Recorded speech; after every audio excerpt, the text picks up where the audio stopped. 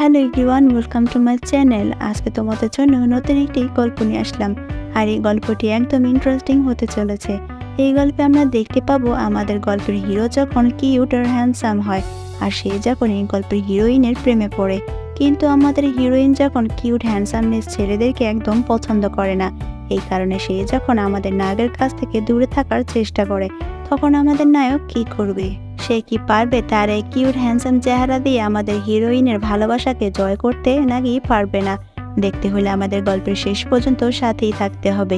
আর এই গল্পের প্রথম এপিসোডটি এক্সপ্লেন করছি। গল্পের শুরুতে আমাদের ফিমেল লিড শাওলুকে দেখতে পাই। শাওলু তো একজন কমিক রাইটার, আর তার হঠাৎই মনে পড়ে তাকে কোথাও যেতে হবে, আর সে বেরিয়ে পড়ে। এর অপর দিকে আমাদের মেন লিড লিয়ানকে দেখতে পাই। লিয়ান তো শাওলুর কমিক বুক পড়ছিল, আর লিয়ান হচ্ছে একটি বড় কমিক বুক কোম্পানির সিইও। এর পাশাপাশি সে দেখতে প্রচন্ড হ্যান্ডসাম আর কিউট। আর ওইদিকে তো আমরা দেখতে পাই শাওলু তার ফ্রেন্ডের সাথে দেখা করতে গেছে। আসলে তার ফ্রেন্ডের আজকে ব্লাইন্ডেড ছিল, আর সে তার ফ্রেন্ডের জন্য প্রার্থনা করতে থাকে ছেলেগুলো যেমনই হোক না কেন যাতে করে হ্যান্ডসাম না হয়। এই কথা শুনে তার ফ্রেন্ড বলে, তুমি এই প্রার্থনা কেন করলে? শাওলু তখন বলে, হ্যান্ডসাম ছেলেদের ক্যারেক্টার একদমই ভালো হয় না। কিন্তু শাওলুর ফ্রেন্ড বলে, হ্যান্ডসাম ছেলে কে না চায় না, আর আমিও হ্যান্ডসাম ছেলে চাই। কিন্তু শাওলু তখন বলে, হ্যান্ডসাম ছেলে বাদ দিয়ে তুমি অন্য যে কাউকে চয়েস করে নিও। আর তখন ব্লাইন্ডেডের জন্য সেই ছেলেগুলো এসে পড়ে। ছেলেগুলোকে দেখে শাওলুর ফ্রেন্ড তো একদম পছন্দ করে না, কিন্তু শাওলুর অনেক পছন্দ হয়েছে। আর ছেলেগুলোর বয়স অনেক বেশি ছিল, শুধুমাত্র একটিকে বাদে। এর জন্য শাওলুর ফ্রেন্ড সেখান থেকে চলে যায়।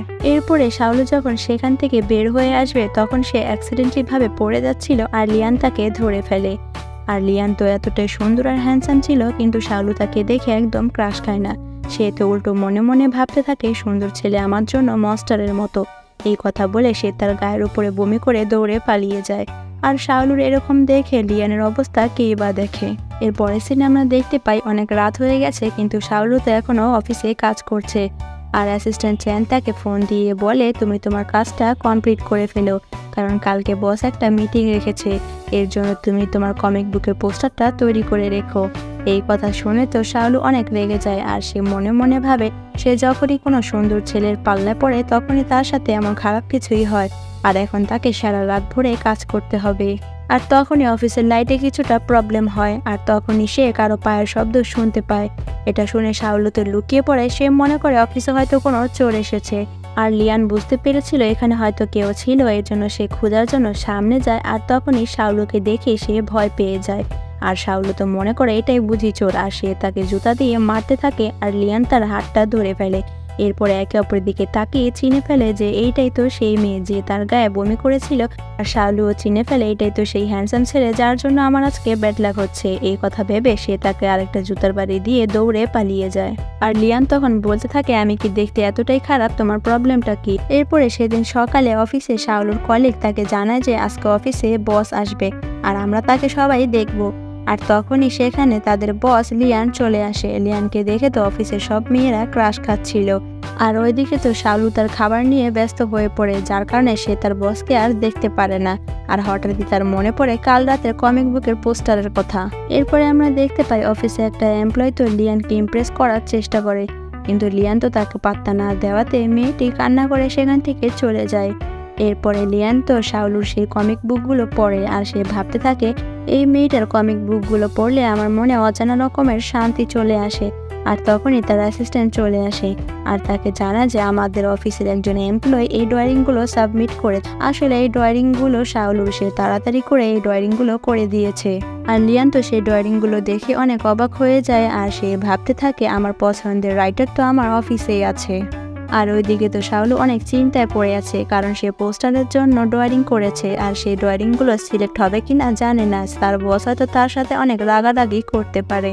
এরপরে সেদিন মিটিংয়ে লিয়ানকে অনেকগুলো ড্রয়িং পোস্টারগুলো দেখাতে থাকে, কিন্তু একটাও তার পছন্দ হয় না। সে তো মনে মনে শাওলু ড্রয়িং করা পোস্টারটাই খুঁজতে থাকে। এরপরে লিয়ান তো শাওলুকে একটা ইমেল পাঠায়।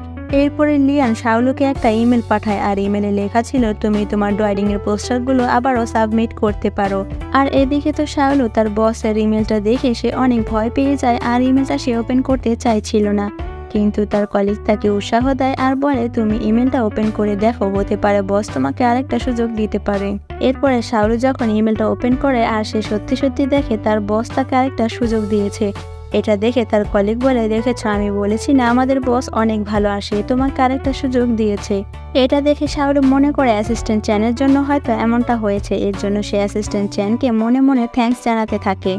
এরপরে সেদিন রাতে লিয়ান যখন ফোনে কোনো কিছু দেখছিল তখন সে শাওলুর একটা পোস্ট দেখতে পায় আর সেই পোস্টে লেখা ছিল, আমি অ্যাসিস্ট্যান্ট চ্যানকে থ্যাঙ্কস জানাতে চাই কারণ সে আজকে আমাকে অনেক সাহায্য করেছে। এটা দেখে তো লিয়ান অনেক অবাক হয়ে যায় আর সাথে রেগে যায় আর সে বলে হেল্প করেছি আমি, আর সে থ্যাঙ্কস জানাবে অন্য কাউকে। এরপরে সেদিন সকালে শাওলু বাসায় ফিরে যাচ্ছিল, আসলে সে সারা রাত ভরে কাজ করেছে। আর তখনই তার একটা কলিগ তাকে বলে যে তোমার পেছনে আমাদের বস আসছে। আর এরই সাথে প্রথম এপিসোডটি এখানেই শেষ হয়ে যায়। Thanks for watching.